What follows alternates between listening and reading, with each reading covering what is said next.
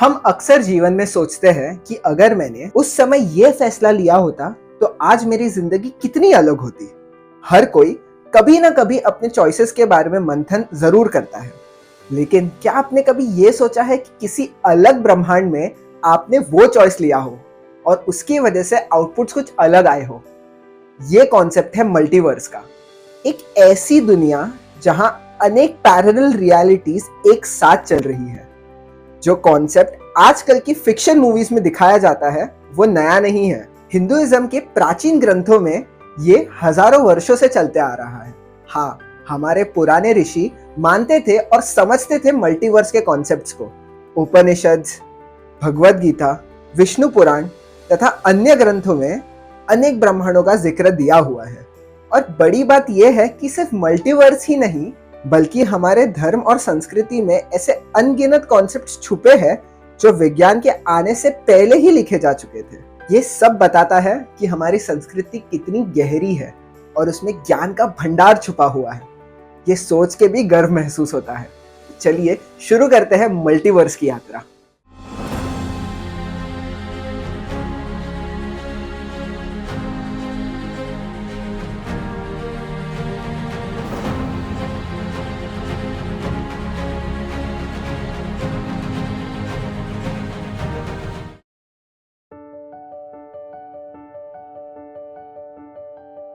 शुरुआत करते हैं सबसे पहली कथा श्री राम जी की, जो हमें मल्टीवर्स का कॉन्सेप्ट काफी इजी तरीके से समझाती है। जब श्री हरि विष्णु ने श्री राम के रूप में पृथ्वी पर अवतार लिया था, तब उन्होंने अपने ऐश्वर्य को त्याग कर मृत्युलोक के नियमों को अपनाया था, जिसमें मृत्यु को स्वीकार करना भी एक आवश्यक अंग था। लेकिन एक छोटी सी बाधा उत्पन्न हो गई थी। हनुमान जी, जो श्री राम के परम भक्त है, उनकी अत्यंत भक्ति के कारण यमराज जी प्रभु को ले नहीं जा पा रहे थे। तब श्री राम ने एक योजना रची। उन्होंने अपनी अंगूठी को पृथ्वी के नीचे नागलोक में भेज दिया, एक सुरंग में डाल दिया और हनुमान जी को कहा कि जाकर उसे लेकर आइए। अपने प्रभु के आदेश को मानकर हनुमान जी अपने सूक्ष्म रूप में उस सुरंग से नागलोक में प्रवेश कर गए। वहां उनकी मुलाकात वासुकी जी से हुई, जो नागलोक के राजा है। हनुमान जी ने प्रश्न किया कि वासुकी जी, श्री राम की अंगूठी देखी है क्या? वासुकी जी ने मुस्कुराते हुए अपने हाथों से एक पहाड़ की तरफ संकेत किया। हनुमान जी जब वहां पहुंचे तब उन्होंने जो देखा उससे वो पूरी तरीके से चकाचौंध हो चुके थे।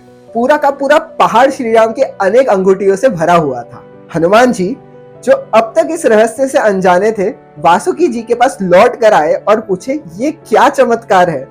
इतनी सारी अंगूठियां और सब श्री राम जी की, ये कैसे संभव है? वासुकी जी ने तब हनुमान जी को एक ऐसा रहस्य बताया जो अनेक ब्रह्मांडों से परे है। ये सभी अंगूठियां अलग अलग ब्रह्मांडों और अलग अलग कल्पों से है। हर बार जब श्री राम पृथ्वी लोक पर आते हैं तो उनकी अंगूठी इसी तरह यहाँ गिरती है और प्रभु अपने मृत्यु लोक के सफर को पूर्ण करते हैं। इस कथा से हमें मल्टीवर्स का एक अद्भुत दर्शन मिलता है। हर बार एक नई अंगूठी, एक नई कहानी और एक नया कल्प।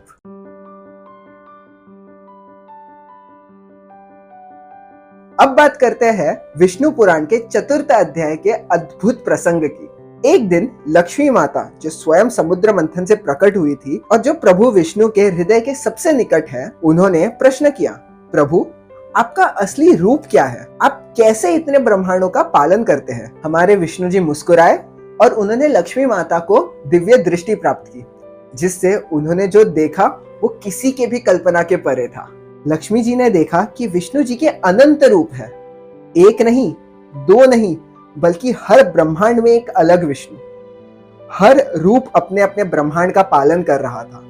उन्होंने देखा कि हर ब्रह्मांड में एक ब्रह्मा जी जो सृष्टि का निर्माण करते हैं, एक शिव जी जो विनाश और प्रलय करते हैं, और हर ब्रह्मांड में एक विष्णु जी जो उस जगत का समर्थन करते हैं धैर्य और प्रेम से।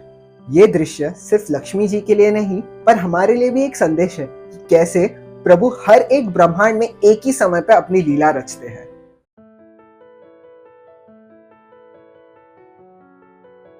एक समय की बात है जब वृंदावन में कृष्ण जी अपनी लीलाओं का प्रकाश सभी लोकों में फैला रहे थे। ब्रह्मा जी के सभा में तक कृष्ण जी की लीलाएं मशहूर हो गई थी कि कैसे उन्होंने अनगिनत असुरों को बाल रूप में ही मार दिया।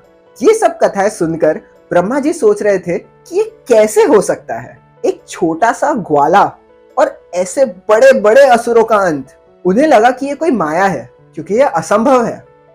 इस चीज का सच जानने के लिए वो रवाना हो चुके वृंदावन की ओर, और वहां पहुंचकर उन्होंने देखा कि कृष्ण जी अपने मित्रों के संग हंस रहे थे, गाय चरा रहे थे। एक नन्हा ग्वाला जो खेल कूद में अपने दोस्तों के साथ व्यस्त है, वो कैसे असुरों का संहार कर सकता है? इसका राज समझने के लिए ब्रह्मा जी ने एक एक करके कृष्ण जी के दोस्तों को ले लिया और ब्रह्मलोक छोड़कर उन्हें योग निद्रा में सुला दिया।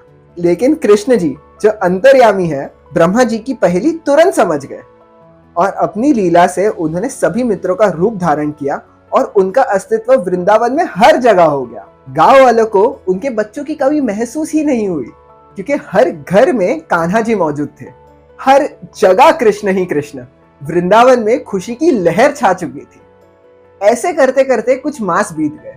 जब ब्रह्मा जी फिर पृथ्वीलोक पर वापस आए, उन्होंने देखा कि कृष्ण जी अपने मित्रों के संग वैसे ही खेल रहे थे जैसे पहले खेल रहे थे। वे हैरान हो गए और समझ ना पाए कि ये संभव कैसे है। उन्हें इस उलझन का जवाब तुरंत मिल गया जब कृष्ण जी ने अपना विराट रूप धारण कर लिया। पर तभी एक विचित्र घटना हुई। अलग अलग ब्रह्मांडों से अनेक ब्रह्मा एक एक करके वहां आने लगे। ये दृश्य ब्रह्मा जी के लिए भी चकित कर देने वाला था। उन्होंने देखा किसी के 10 सर थे, किसी के 100 सर थे, किसी के 1 करोड़ सर थे और किसी के तो अनगिनत सर थे। कोई ब्रह्मा जी प्रचंड थे तो कोई ब्रह्मा जी छोटे थे, लेकिन सभी ब्रह्मा जी अपने ब्रह्मांड के अधिपति थे। फिर कृष्ण जी ने उन्हें समझाया, हर ब्रह्मांड में अपना एक ब्रह्मा, विष्णु और शिव होता है और चतुर्मुखी ब्रह्मा जी तो केवल अपने एक ब्रह्मांड के ही देवता है। इससे पता चलता है कि कितने बड़े ब्रह्मांड का एक छोटा सा अंश है हम। तो ये थे कुछ राज मल्टीवर्स के बारे में हमारे पुराणों से। अगर आपको भी ऐसी कोई कथाएं पता है तो हमारे साथ जरूर शेयर कीजिए कमेंट करके। अब मिलते हैं अगले बुधवार ठीक 9 बजे। तब तक के लिए हरे कृष्ण।